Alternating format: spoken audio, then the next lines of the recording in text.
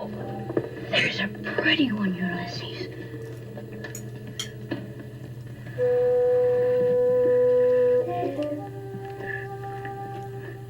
There it is. Well, this is a blast from my past. This is Sisilia from Singapore. Hello, Sisilia. Hello, how are you? I'm great. We haven't met up on Zoom for about a year, I think. I think so.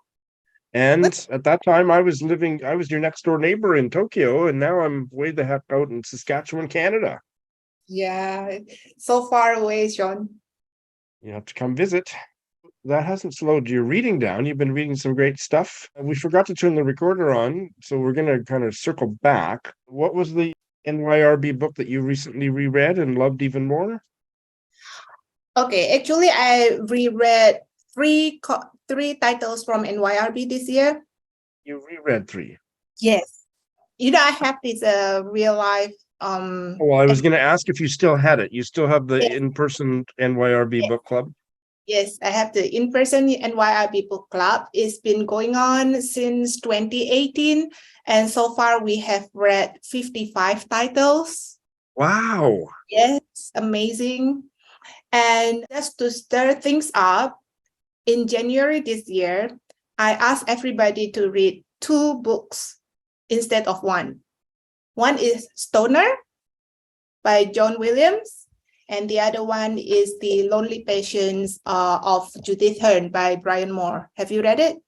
I have not read that one, but Stoner is one of my favorite novels, yes. Yes. I read these 2 books, I think, in 2019. And I found there's a little bit of a similarities between the 2. Maybe it's like, the quiet tone of the novels, the sadness, loneliness, and both are kind of introvert people. I don't know very much about the Brian Moore novel, The Lonely Passion of Judith Hearne. It's a fantastic title.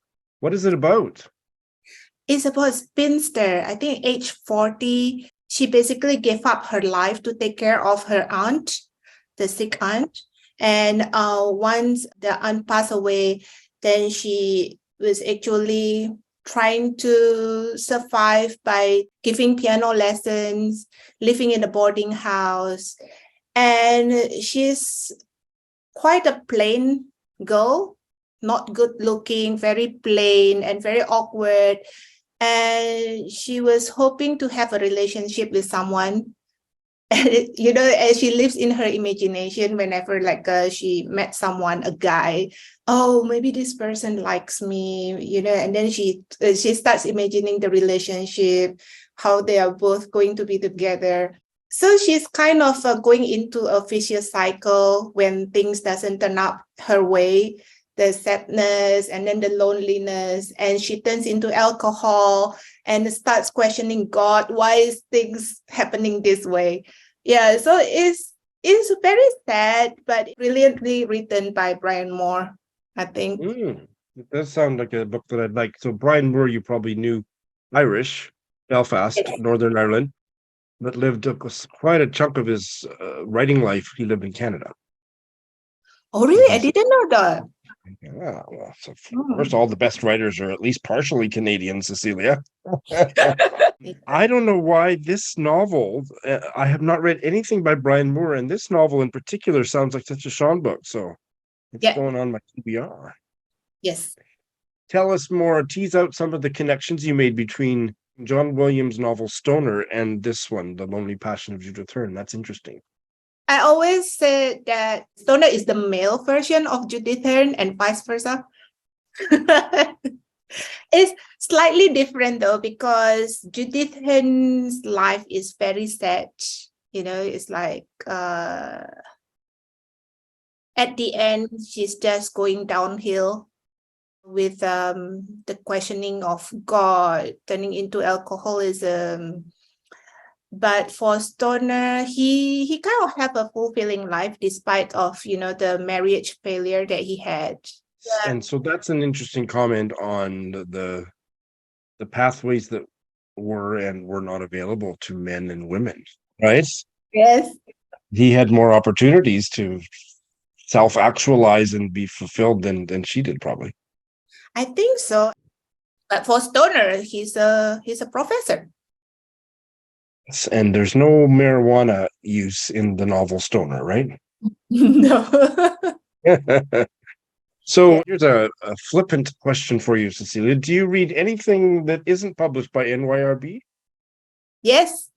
You can continue to talk to me about NYRB, but I just wondered if you were monogamous with NYRB or Yes. not.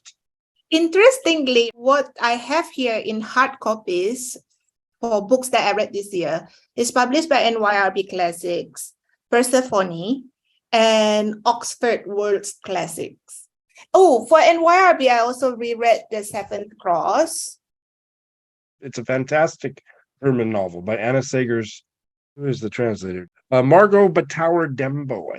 Yeah. Marvelous translation, a wonderful novel, incredible novel. Yes. It's a very good story of resistance against the Nazi. And if you remember, it's a 7th cross, 7 fugitives, 7 chapters. It's all linked up together.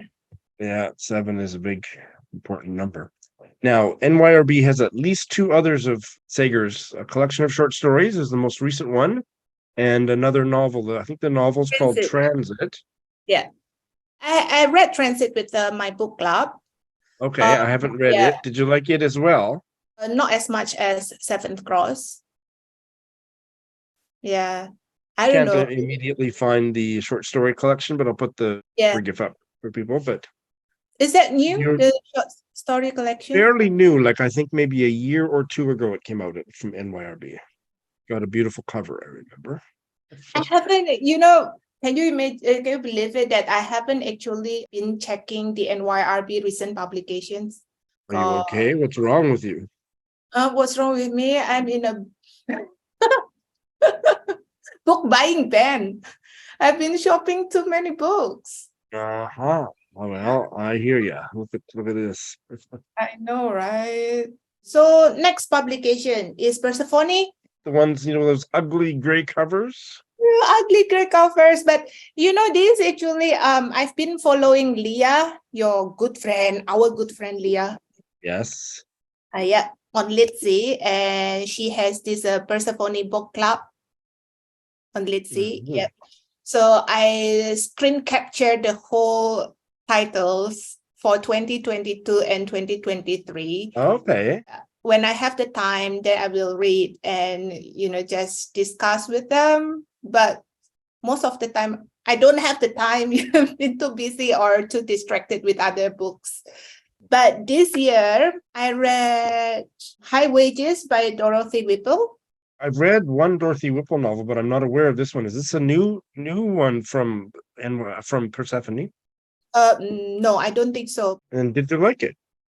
Yes, I like it. It's a story about a shop girl in UK. I'm not sure whether it's London, but it reminds me a lot of Émile Zola's The Lady's Paradise. It's a girl working in a department store. So it kind of a similar setup.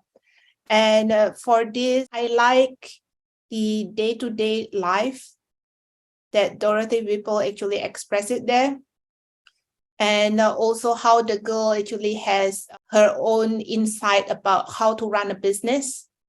So she's quite successful during that time. And that is quite impressive, for a girl to run a clothing store with a modern idea and, the willingness to try something new. That sounds good to me. I read her The Priory, which is also in Persephone. There was things that I really liked about it, and there's things that I think about still. It's been 4 or 5 years since I read it, and there's still scenes that I think about.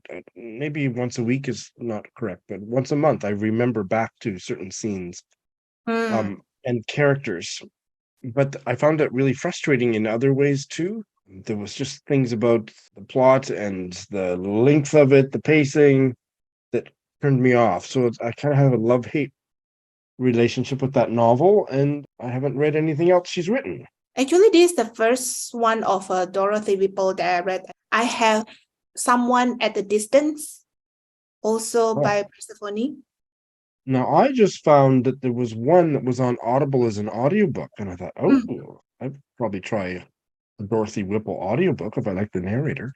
The scene that I remember from the Priory is there was a stodgy father, and he was, I think, a widower, and his 18-year, I can't remember if they were twins or close in age, two daughters that still played in the nursery upstairs. Like they never left the house. They just played like small children in the nursery, and he had no contact. They were looked after by the governess or whatever, and then plot ensues. But he was such an old coop that at the breakfast table, he'd have the paper open, breakfast would be served, and he knew exactly where his toast would be on the plate, and he'd somehow holding the paper up, I don't know how he managed it, he would just reach around, get his toast, and eat it like didn't want to see anybody at the breakfast table, talk to anybody. It's just, I've always remembered that scene. It's so weird. I'm probably going to read that. Yeah, I would love to talk to you about it after if you do. Yes. Yeah. Now you read Persephone. Do you also read Furrowed Middlebrow, the imprint from Dean Street Press? I did. I think I read Alice. I have Alice. I tried to buddy read it with Leah, and I bailed on it. Yeah.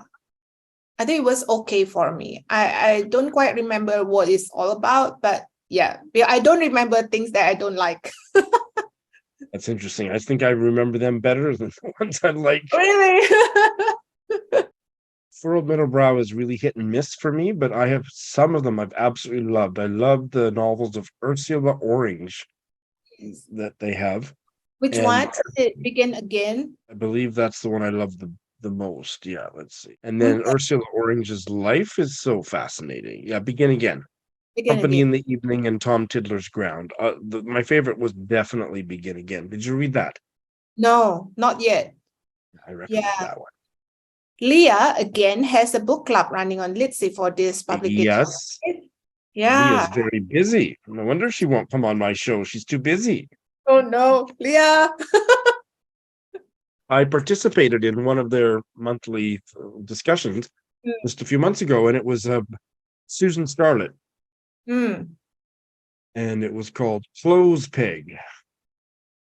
Susan Scarlett is the pen name for the shoe. Noel Streatfeild. Yes, the shoes book. The ballet shoes. Yes, ballet shoes, which I don't know anything about, but and she wrote a dozen they're kind of romances. I couldn't believe how much I loved it for the fact that it was a romance, but I did love it. So I recommend that one really highly too, and I'll put a link to in the show notes to my full review. Okay, that's interesting. Okay, I'm going to read that one. I think that will be interesting. The one that I just finished is called As It Was and Word Without End by Helen Thomas. I don't know this one. So is that two different books?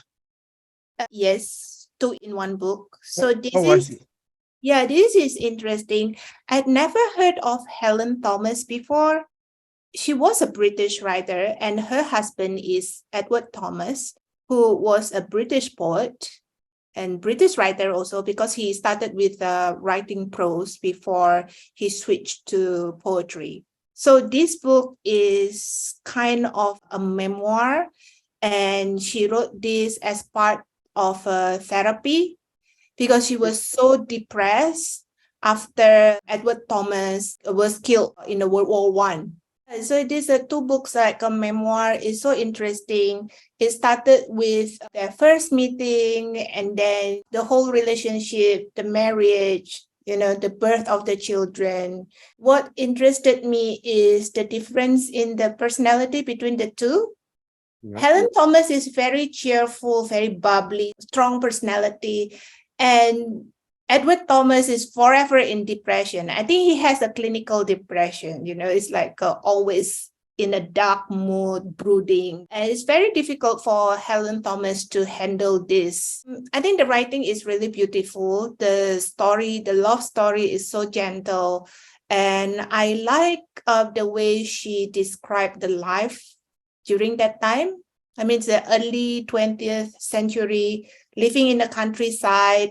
And, it's also telling Edward Thomas's literary life with the literary society in London. So The blurb says it was really honest and kind of yes, quite yes, revealing for a book yes, memoir yes, published at that time. yes. Do you know the famous Robert Frost poetry, The Road Not Taken? Mm-mm. So apparently the Road Not Taken was written to mock Edward Thomas because he didn't want to go to the war. So Whoa, after really? Imagine me getting really great literary gossip about poets from the early 20th century from Sisilia and Singapore. How fabulous. yeah, so after that poem was written, and then Edward Thomas was kind of oh well, then I have to go to the war, and he was killed. So I don't know whether Robert Frost felt guilty about it because they were good friends. He was the one who influenced Edward Thomas to start writing poetry, actually. It's so interesting. It's really so interesting. I am now Googling everything about Edward Thomas and Helen. And in YouTube, there is one of his poems called, what is that? Adlestrop? And it was read by Geoffrey Palmer. And he has like the best voice. Adlestrop. Adlestrop is a name of station in UK. I see. Yeah, so yeah, check it out. The poem is really nice. I shall. I give it 5 stars. I love this book. I will try to overcome my one of my bookish pet peeves is I hate bind-ups. 2 books published in 1 volume. I can't stand it. I refuse to. Really? Why? I just think no. Is it a book? Yes, it's a book. Well, then it should be in 1 volume. Oh no. Okay. Oh, that reminds me. Yesterday I went to Kinokuniya and I saw the new publication for Proust, In Search of Lost Time, right? And they only published in 3 chunky books. Oh. Yeah, so 2 titles in one. Yeah, 2 titles in one, so total 3. No. I had the more, I think it's still the most recent translation that Lydia Davis translated some of them and kind of managed the translation, but didn't translate each volume. And it was single volumes. Yes. I got about 3.5, it was 5 volumes, I think, and I got 3.5 done. And I decided to bail. Okay. Because it was too Proustian for me. But how do you like the translation by Lydia Davis?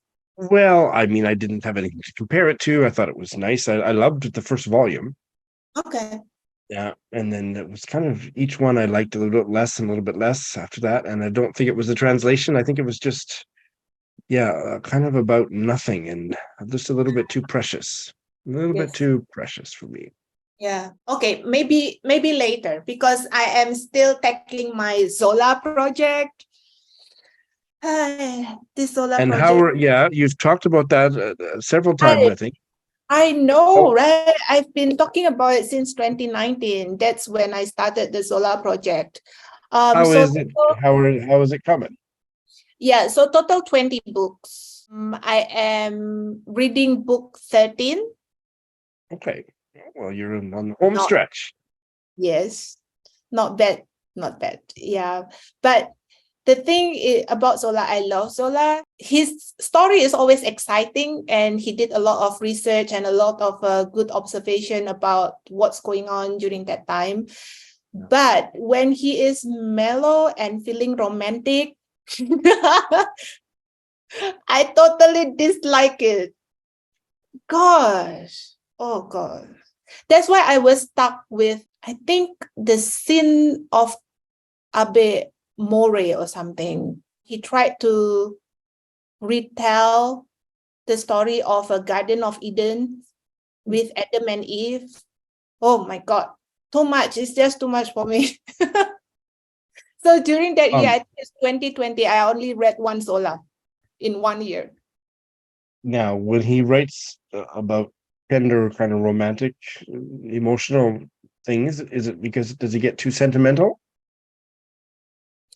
I don't like it when, like, for example, that particular book, right? It's like, oh, I love you, I want you, the longing, the wanting, everything. And then it's like everything is about the longing and the wanting. Can we talk about something else here?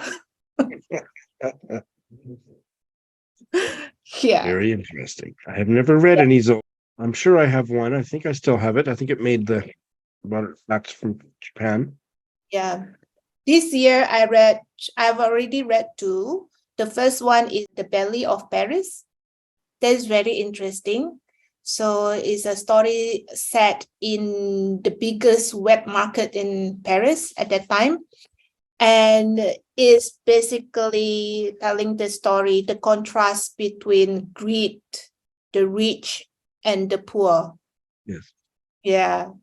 So there is a fugitive who's like very skinny and he has a digestive problem and he remains skinny, while the rest of the people in the market is like a very fat lady, with a big breast. It's so funny. It's so funny how he actually tells this story, the contrast.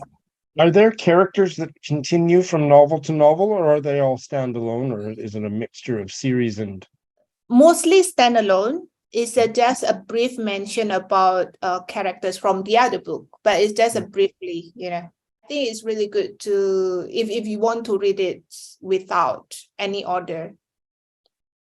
And why do you love Zola so much? Why do I like him? Because I like the way he tells the story. He's very funny in a way that he's using a lot of what do you call it, hyperbolic expressions. Yeah. So everything is bigger than what actually is. And when he's telling someone so greedy, and it's super greedy, and you don't think that it's real. So he's calling himself a realist, but I think it's too real that it's no longer real. More than a little bit of hyperbole. Yes. And I think that's fun, with exception when he's getting romantic.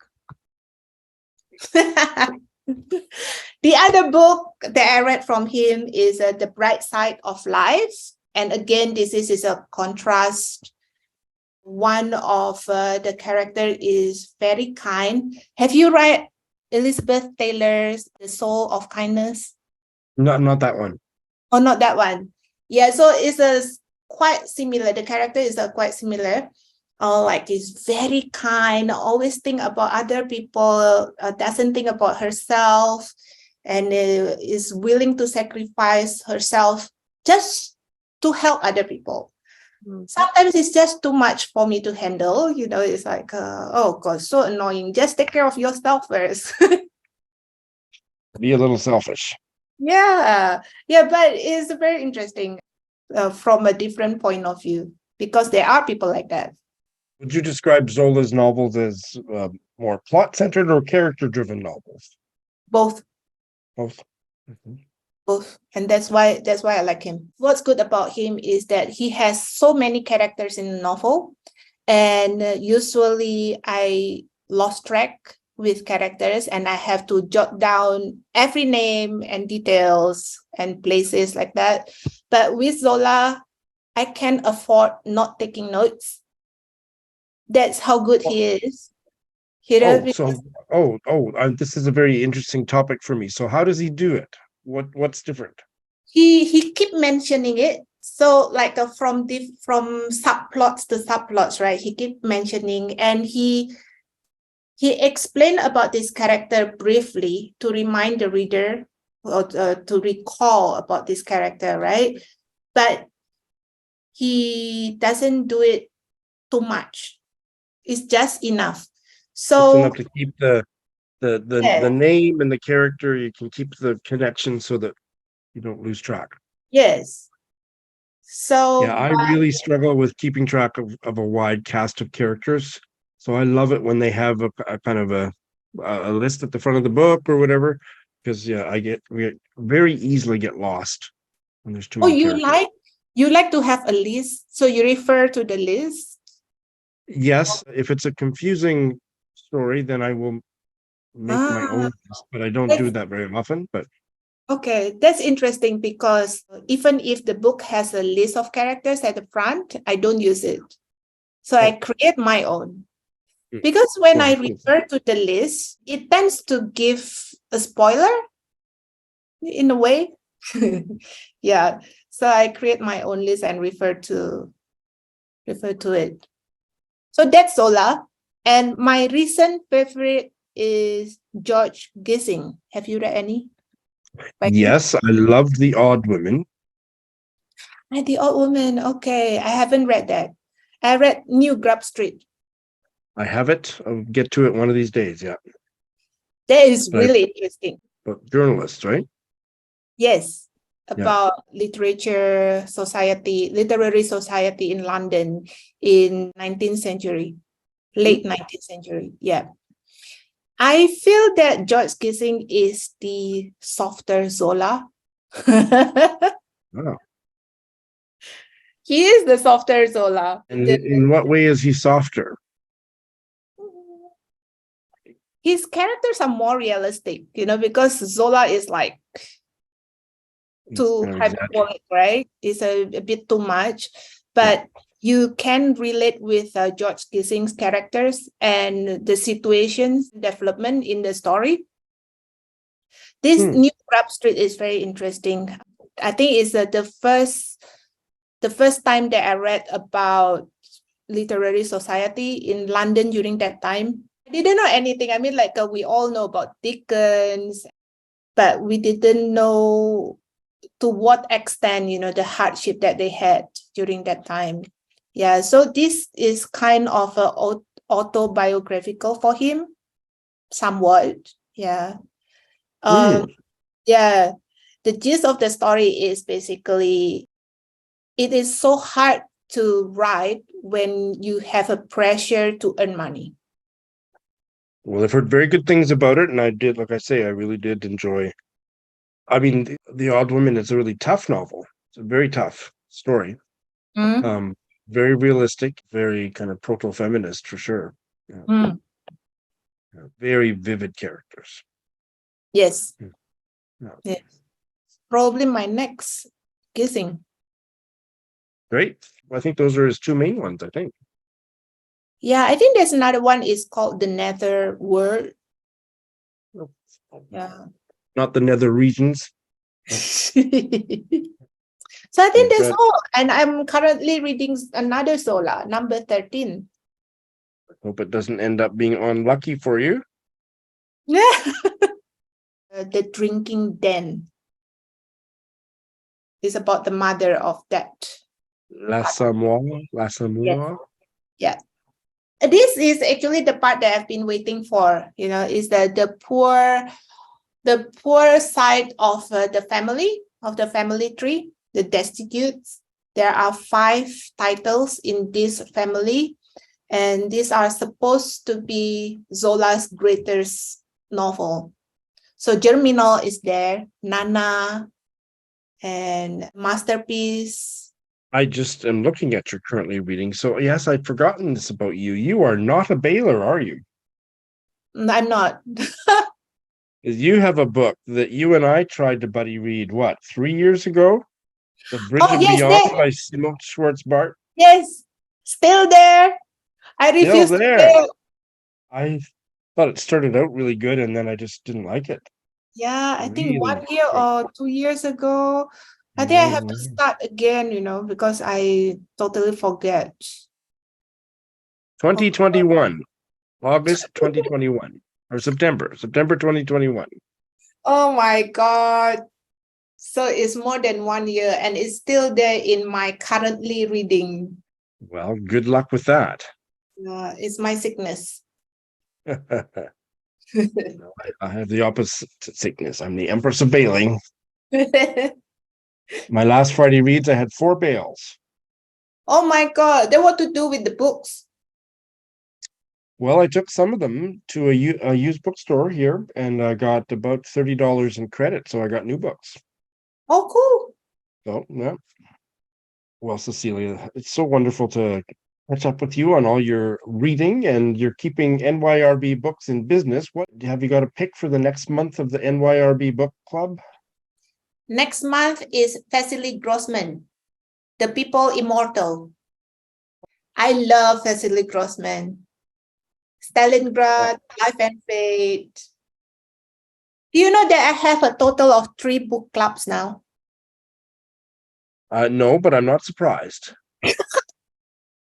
What So I are your have other? I have the NYRB Classics Reading Society.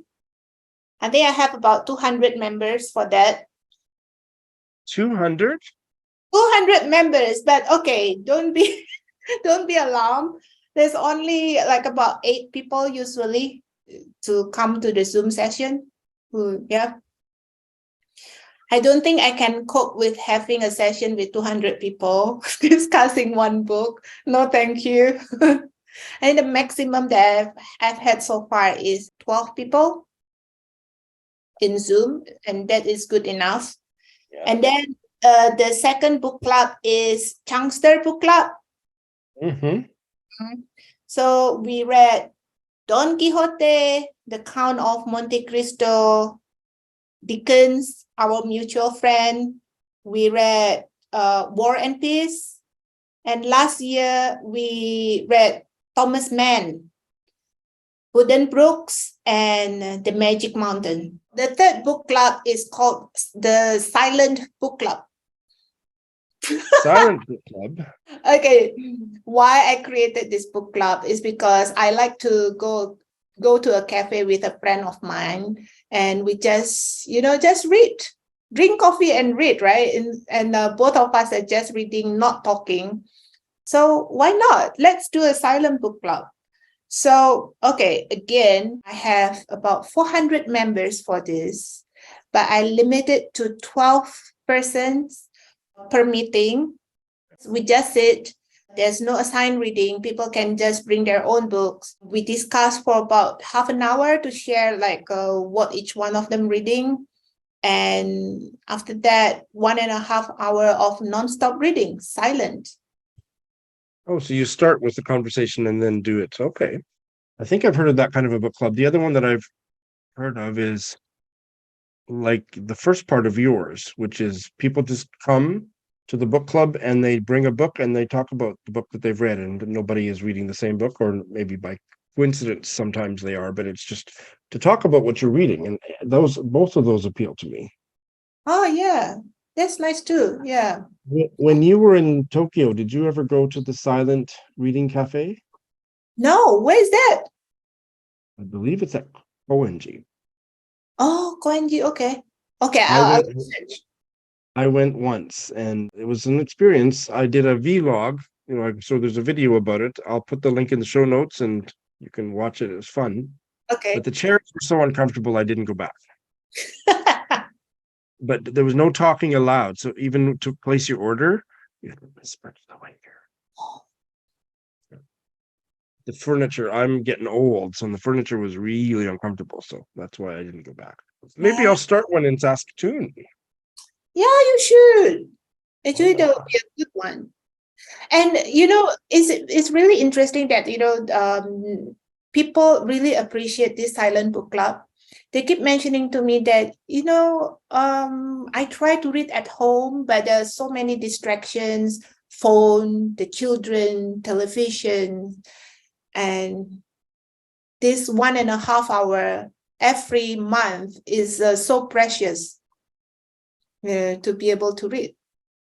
Well, Cecilia, maybe you and I should start up a silent Zoom book club. People from around the world on Why Zoom. not? There is, right? Oh, there probably is, actually. There probably is. So, yeah. Why not? Let's do that. Well, I'd rather come to Singapore and silently read with you. Club. Yeah. You're the queen of book clubs. That's fabulous. Okay, enough. I think 3 is the maximum that I can handle. Cecilia, what a delight to catch up with you and all your fabulous reads. Looking forward to having you come back. Yeah, thank you for having me.